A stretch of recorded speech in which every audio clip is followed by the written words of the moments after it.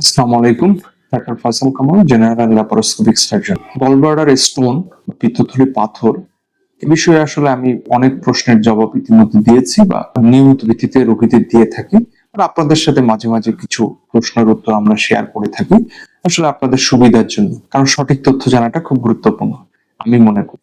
So প্রথমত একটা question আজকে আপনাদেরকে বলি, যেটা আমাদের রোগীদের নিয়মিত করে থাকেন।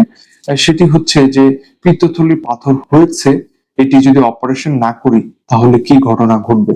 এটা আসলে সবার জেনে রাখা উচিত এবং এটা খুবই গুরুত্বপূর্ণ একটা কোশ্চেন।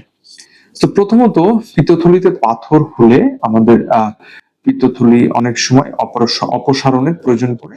অনেক সময় বলতে বেশিরভাগ ক্ষেত্রে আমরা এটা অপসারণ করে ফেলি। কারণ কেন করি? সেই কেন কারণটাই ব্যাপারটা হচ্ছে, না করলে কি ঘটবে।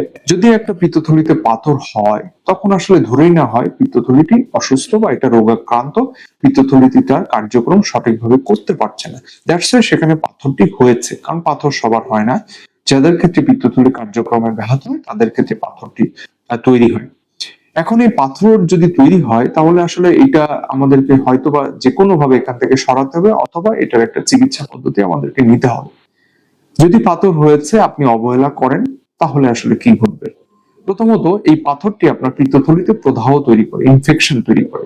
এই ইনফেকশনটি অনেক সময় ওষুধ খেলে চলে যায়, কিন্তু দেখা যায় এটি ব্যথা তৈরি করে এবং উপসর্গ তৈরি করে এবং সেটি বারবার হতে থাকে।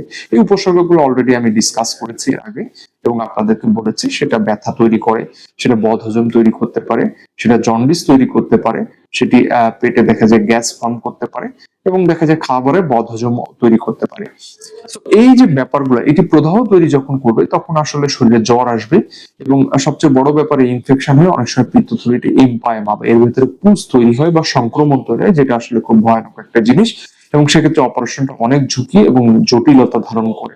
এবং এই ইনফেকশন অনেক সময় রক্তে ছড়িয়ে গিয়ে সেপ্টিসেমিয়ার মাধ্যমেও জীবনহানি তৈরি করতে পারে বা এর সংখ্যা তৈরি করতে পারে।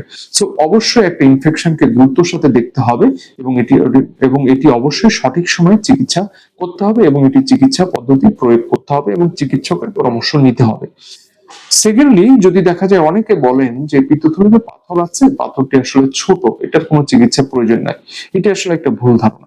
কারণ হচ্ছে, এই পিত্তথলি পাথর, ছোট পাথর যদি পিত্তথলি থেকে পিত্তনালীর ভেতরে প্রবেশ করে তবে পিত্তনালীতে এটি ব্লকেজ তৈরি করতে পারে। পিত্তনালীতে যদি কোনোভাবে এটা ব্লকেজ তৈরি করে তাহলে আসলে মারাত্মক অবস্থা তৈরি করবে এবং এটি জন্ডিস তৈরি করবে এবং জন্ডিসটি খুব ধীরে ধীরে শরীরকে হলুদ করে ফেলবে এবং দুর্বল করে ফেলবে এবং লিভারকে আক্রান্ত করে ফেলবে এবং বডির অন্যান্য পার্টস আক্রমণ করে ফেলবে। তো সেক্ষেত্রে অবশ্যই খেয়াল রাখতে হবে যে ছোট পাথরের ক্ষেত্রে সতর্কতা সবচেয়ে বেশি, কারণ এটা পিত্তথলির মাধ্যমে এসে পিত্তথলি থেকে সরে পিত্তনালীতে গিয়ে বসে সেখানে অবস্ট্রাকশন বা ব্লকেজ তৈরি করতে পারে এবং এক্ষেত্রে জন্ডিস তৈরি করতে পারে। এটি একটি ভয়াবহ জিনিস।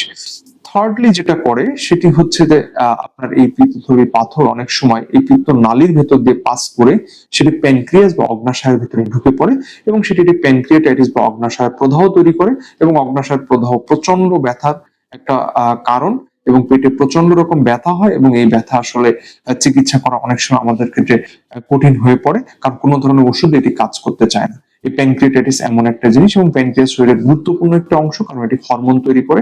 প্যানক্রিয়াস যদি নষ্ট হয়ে যায় বা ধ্বংস হয়ে যায় সেক্ষেত্রে আমাদের হরমোন গুলো তৈরি হবে না, আমাদের ডায়াবেটিস হবে বডিতে এবং অন্যান্য হরমোনের কার্যক্রম ব্যাহত হবে, খাদ্য হজম ব্যাহত। থার্ডলি ফোর্থলি যেটা আমরা বললাম, এরপরে সবচেয়ে যে ব্যাপার, এই ব্যাপারগুলো অনেক সময় আপনাকে জীবনহানি বা শঙ্কার মুখে ফেলতে পারে এবং এটি অনেক সময় খারাপ পরিস্থিতির দিকে নিয়ে যেতে পারে।